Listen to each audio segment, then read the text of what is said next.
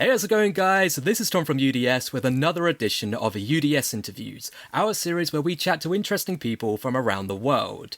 Now, my guest this week is a band who pushed the boundaries of rock music to create a sound that's exciting, provocative, and yet still instantly accessible. And here to talk all about their latest release, it is my pleasure to introduce Tom and Jan from arguably the most handsomest band performing today, the Guru Guru. Honestly, I don't feel like dancing all the time. Honestly, I feel I've got chances. Honestly, I don't feel like dancing all the time. Woo! That's the energy. That's the energy I like on a Friday afternoon. Guys, Man. how's it going? Yeah, great. Good. Thanks, man. Awesome. Glad to hear it. So how are things out in Belgium at the moment? It's not raining. That's good. That's no, always a plus. it's okay. I think everything is fine here, right, Tom? Yeah, Belgium is fine. Belgium is fine. We would rather be traveling, actually. Yeah, me and you both. Well, hopefully not too long, and we'll talk about some of your future plans to potentially travel a bit in the future. But for now, before we get to music, I have to get to know the real you, the person inside. And to do that, I have to ask the hard questions, and that is, if each of you was a type of sandwich, what kind of sandwich would you say best represents you as a person? Let me say grilled cheese sandwich with ketchup and mayonnaise. Ooh, that's a good choice. Ketchup and mayonnaise, Tom. You devil. In Belgium, we call it tomates. Tomates.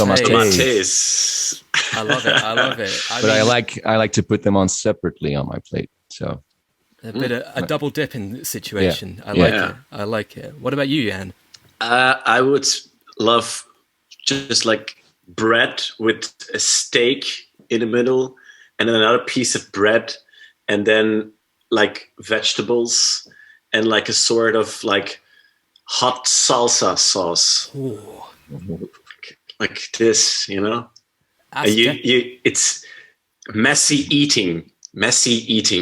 Messy but delicious. Yes. I feel like that's a good way to describe you. I like it.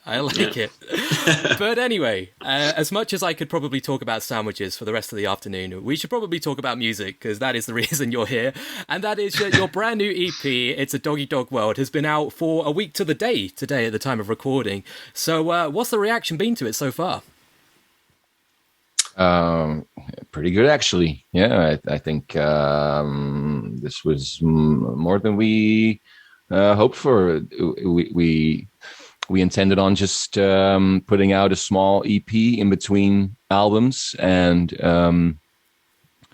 I think we can be pretty happy with the result of this experiment. Actually, it was just an experiment for us. It was the first time we recorded something with our new bass player, Brent.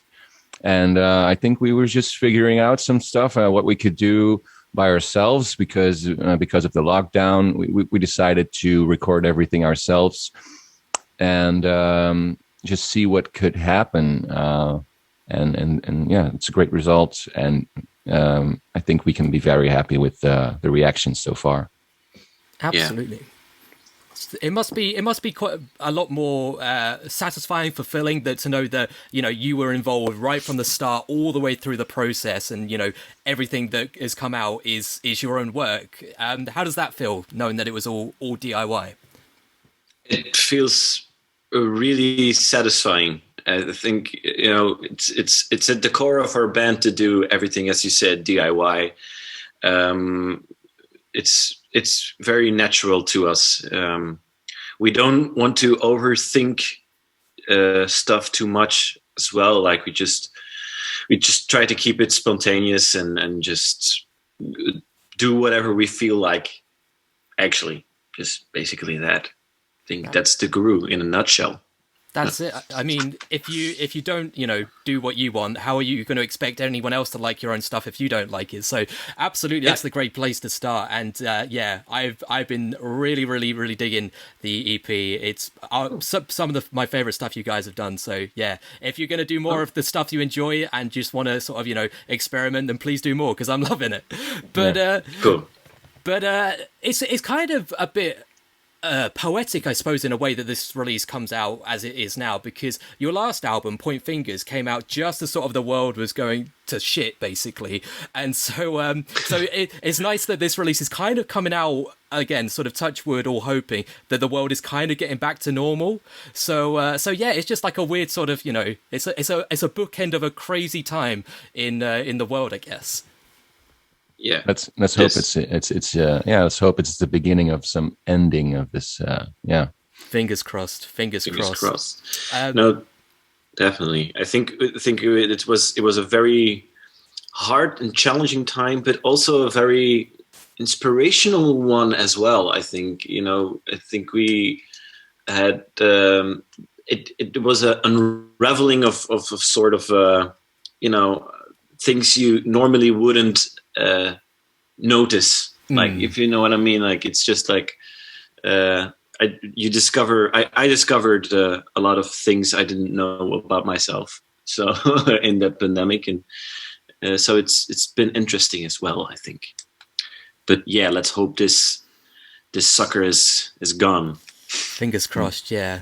But I completely agree. I think if there was ever a time to feel introspective and look inwards, this was the time to do it, because you spend so much time either in isolation or outside of your routines and everything. And do you think these experiences have sort of shaped the writing on the new EP at all? Definitely. Yeah, of course. Yeah, I think every band has written its own Corona song or EP or album. I think we tried to not only look at the pandemic, but also ourselves. And at the time, if you're feeling depressed, or I don't know, if you're struggling with your mental health, I think that also results in great creative work. So that's an upside to this this large downside of things.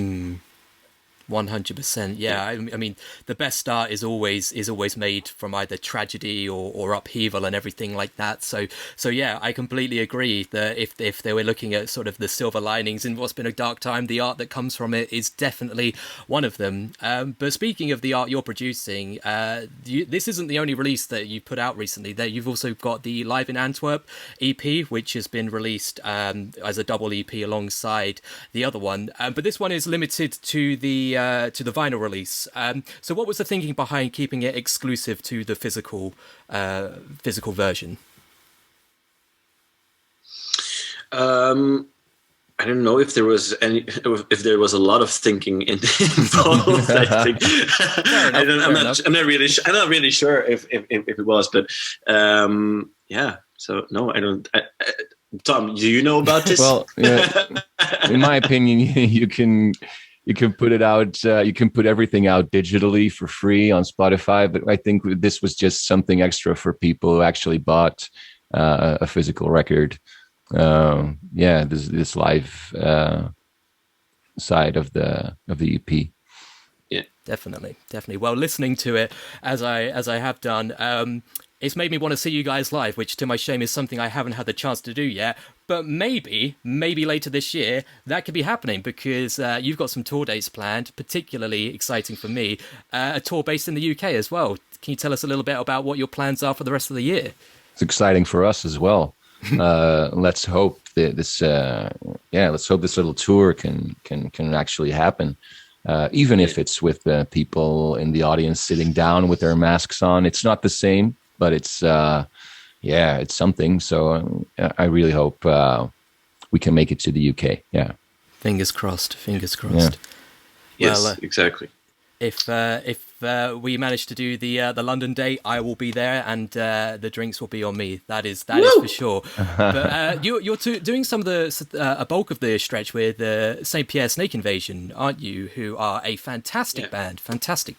So that is quite a bill. Very much looking forward to that. But in the meantime, another thing that everyone's been doing a lot of in lockdown is consuming a heck of a lot of media, whether it be movies, video games, TV, books, everything like that. And so with that in mind, if you could have one of your songs featured in anything, whether it be a movie, a play, anything at all, what would it be?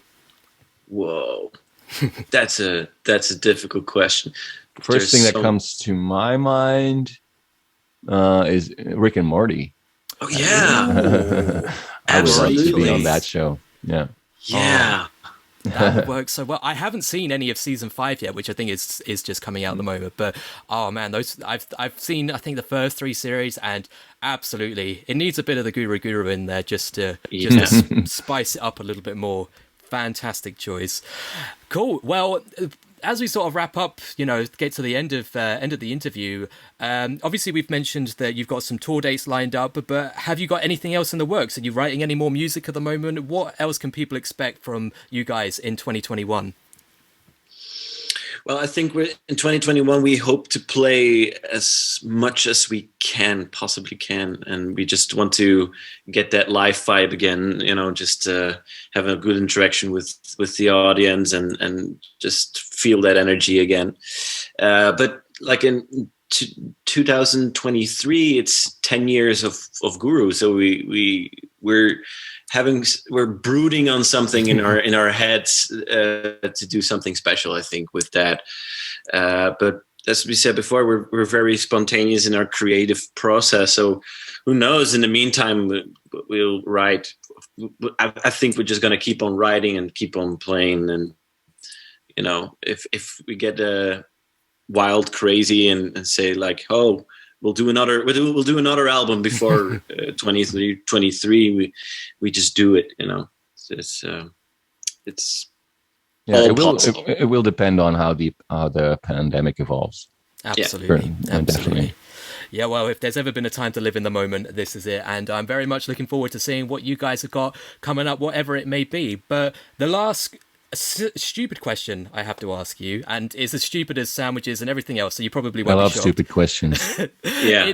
It is, we are UDS, which stands for Upside Down Shark, and don't ask me why we settled with the name Upside Down Shark. We thought it up many years ago, and we've been doing it for too long to change it now. But be that as it may, guys, Jan and Tom, what are your favorite sharks? And they could be real, they could be fictional, so they could be a shark from a movie or a shark from real life. But what would you say your favorite shark is?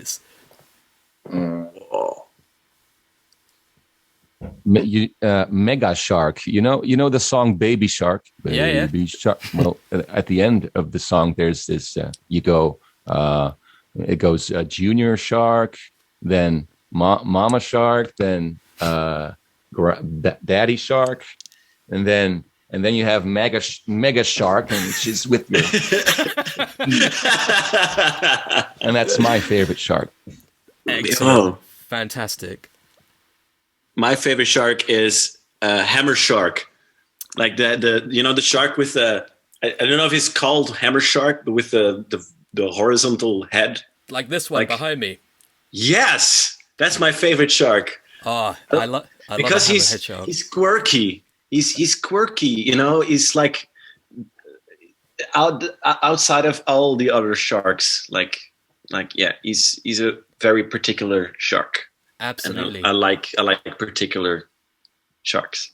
I couldn't agree more. And he's also a hammer as well as a shark. So he's 2 for 1. So he's a great shark, great choices all round. Yes. And that is that wraps up a great conversation. The last real question I have to ask you guys is until people can see you at a show or meet you in person, where can people find you guys online? theguruguru.com. Fantastic. Yeah. And then you'll get every link to every social possible. Yeah. That's it. Well, they'll all be in the description below. So guys, thank you so much. Can't wait to see you guys live, and best of luck with the rest of 2021. Yes, you too, man. Thank you. Best of luck to you. Anytime. To me, It's